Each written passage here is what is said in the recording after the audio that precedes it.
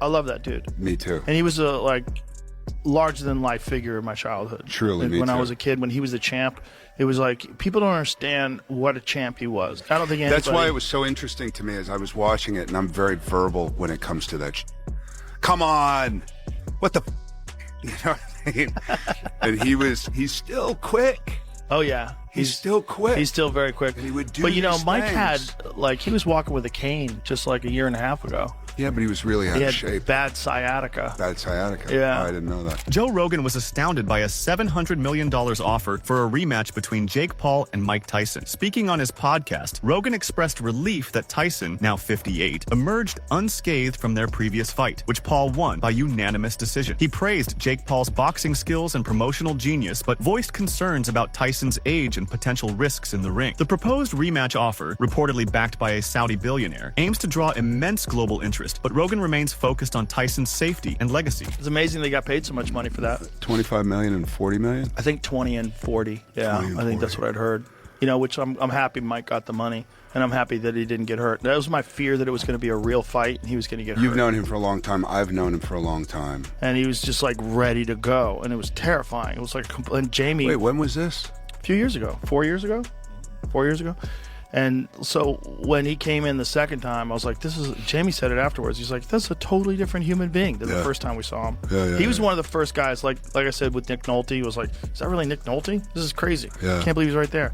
Mike Tyson was one of the first people that I met, though. I can't believe he's really here. Because just like, he was so iconic. Like, you had to be alive and be a kid during the time where he was the champion to understand what he was. Turki Al-Sheikh, the chairman of Saudi Arabia's General Entertainment Authority, has emerged as a transformative figure in boxing promotion, a passionate fan. He has leveraged his influence and resources to turn Saudi Arabia into a major hub for global boxing events. His efforts include organizing high-profile bouts, Tyson Fury versus Alexander Usyk and Anthony Joshua versus Francis Ngannou under the Riyadh season banner. Known for his creative approach, Al-Sheikh integrates advanced production techniques and compelling matchmaking to attract new audiences, aiming to revitalize the sport and make it more accessible to younger fans. Boxing seems to be number one.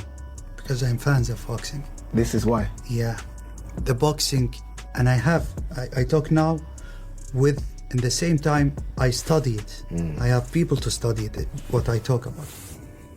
In the 70s and the beginning of the 80s, the sport number one in the world was boxing. Yeah. Now, I am very sad. And the last result I have, before we go inside it deeper, the boxing was the 14th.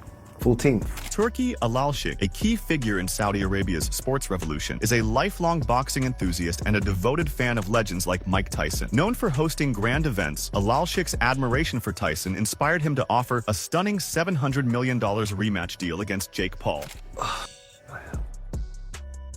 Mike Tyson offered $700 million for Jake Paul rematch. Says Saudi Arabia's Turki Al-Sheikh has given Mike Tyson the opportunity of a lifetime to accept a rematch with Jake Paul and potentially earn a staggering $700 million.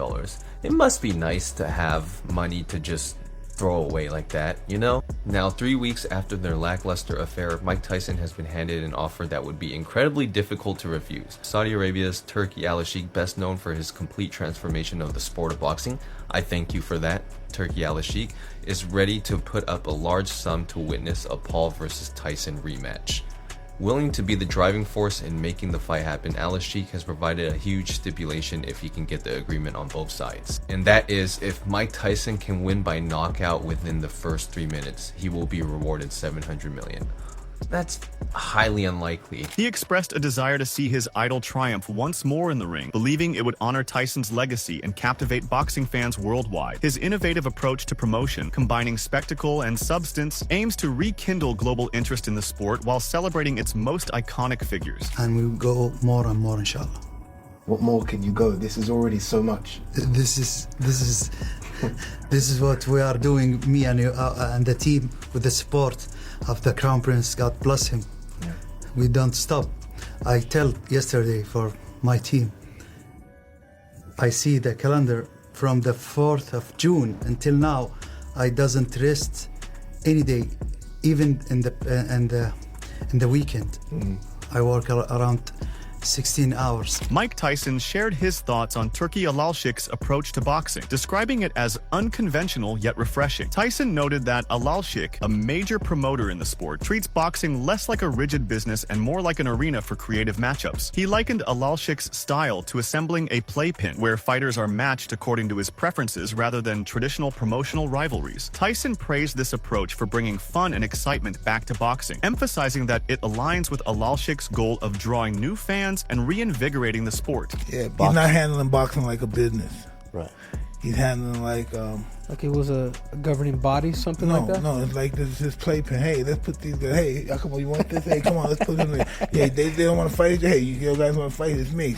Yeah, let's fight together, you know? Yeah. He's making fighting fun. Turki Alalshik believes the Mike Tyson versus Jake Paul fight lacked authenticity. To rectify what he perceives as a staged or unfairly strategized match, Turki has proposed a rematch with strict conditions. Tyson must fight without restrictions and aim to knock Jake out within 3 minutes. As you see here, Prince Turki Alalshik is offering a massive $700 million to former lineal undisputed heavyweight world champion, retired iconic Hall of Fame superstar boxer, Iron Mike Tyson, to rematch YouTube sensation turned professional boxer Jake Paul.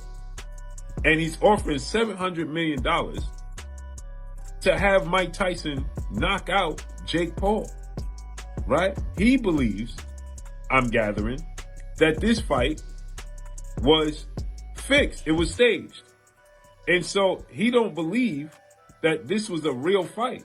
So he wants to see the real Mike Tyson stand up and the real Mike Tyson put on a show and knock out Jake Paul. So according to, as you see there, Dr. Boyce Watkins, right? He says Saudi billionaire Turki Alalshik has presented a $700 million offer if Mike Tyson agrees to compete against Jake Paul and triumph with a 3-minute knockout in their rematch. His insistence stems not from financial motives, but from a desire to restore Tyson's legendary reputation and offer boxing fans an unfiltered, authentic showdown. So it would be like a 1 minute, a 1 round, 3 minute situation where Mike Tyson is actually serious, right? Because there's been viral pictures and viral videos and viral clips where people are saying Mike Tyson held back on some of his punches purposely, because it was staged and he wasn't supposed to knock Jake Paul out. And so people are running with this, right? And His Excellency, Prince Turki Alalshik, this holds to be true. He is 1,000% a fan of the sport of boxing, okay? Now he's an investor in the sport of boxing, but he's 1,000% a fan of the sport of boxing. And so he wants to see the best versus the best, and he wants to see real boxing. And he's a fan of Mike Tyson, and he respects Mike Tyson. That fight was on Netflix, the first held boxing event on Netflix. The promotion, the production was top notch, and it did 60 million homes with a gate of $20 million. So no doubt, no ifs, ands, or buts about it, it was definitely successful. And again, some people thought that Mike Tyson simply purposely was not trying to hurt Jake Paul. Well, this $700 million will instantly make him a billionaire. Oh, this will entice him to hurt Jake Paul, especially with these rules set in place for him to have to knock out Jake Paul within a certain time frame. Oh, you best believe this changes everything for Mike Tyson. While many criticized Tyson's performance, others argued it was unreasonable to expect a 58-year-old athlete to outmatch a significantly younger Jake Paul. Age undeniably impacts speed, endurance, and reflexes, all crucial in boxing. Basically an old man fighting somebody with an age gap of what, like for 30-something years, which should not be even legal to begin with. I don't even know why he agreed to it. Obviously, he's because of the money. Yes, I get it. But again, you gotta have some dignity. But probably the money was so good that he couldn't have. Maybe he thought he had a chance too. I don't know. He's a legend after all. Actor and martial artist Michael Jai White reflected on Tyson's strategy in the fight, suggesting that a different approach could have led to victory. White noted that focusing on body shots instead of head punches would have conserved Tyson's energy while maximizing impact. Oh boy, okay, here we go. Who you got? I got Mike Tyson. I'm sorry, I don't see how Jake pulls this off. I see Mike Tyson punching him in the body, and I don't see how Jake stops that. Jake is not of the size to give Mike a problem. Big guys would hold Mike. Guys with long reach that outweigh him. People that's Mike's weight, with Mike's center of gravity, I don't think there's anything that's going to stop him. Mike hits him in the body don't move that much. That strategy, I felt like, would have helped a bit, because if he focused staying low and hitting to the body, it would, I think it would zap Jake's legs for later. Right, I just looked it up. Mike Tyson threw 97 punches and landed 18. Wow, really? 18 punches. Wow. In what, 8 rounds? Yeah. Boy. He's getting like 2 punches in a round. That's terrible. Yeah. That's just horrible. Yeah, but like a lot of people, we were expecting more of the old Mike. And again, I mean, if I were his coach, I would be talking about going to the body, not wasting much energy going up top, because at least I feel like that would have been a great strategy. Boxing trainer and commentator Teddy Atlas praised the marketing brilliance of the Tyson versus Paul fight, emphasizing how the image of Tyson as the baddest man on the planet played a pivotal role. We all bought in, and hey, look, we bought in, because we wanted to see. We wanted to see. I mean, people like Paulie Malignaggi, they knew what it was going to be. They said, hey, come on. I mean, what's Dave Portnoy that does Barstool Sports, right? He's a genius. He's a genius. He's a businessman. He built that thing up into an incredible business, right? Barstool Sports, and he likes to gamble. He doesn't hide it. He likes to gamble. He wasn't even good at the end, and now he's 58, and he's been living the kind of life he's been living. How's he gonna have a chance? I'm putting everything on Paul. I'm laying 180. I think it was 180 he was getting. It was two. I think it went up to minus 220, whatever. But it was minus 180. I'm putting everything on Paul. On my podcast, they said bet Paul. I did. And where would I normally say better you do of once great fighter? But it made sense. And like I said earlier, it made sense because of the age, because of all the, all the things that made sense, right? All the common sense things that made sense. It made sense to say Paul. But also the bookies, they're not wrong too often. Atlas acknowledged that the fight capitalized on Tyson's intimidating legacy, allowing him to command massive attention and financial rewards. However, he questioned whether the spectacle overshadowed the sport, leaving room for debate about the ethics of such matchups. They make a living at this.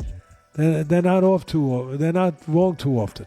They're not wrong to him. And a lot of money was coming in Vegas on Tyson because of that line. A lot of money. So the bookie, as usual, they did good. They did good. They could add a room onto their house or two or an extra swimming pool. Yeah, they did good. They knew what they were doing. Smart stuff.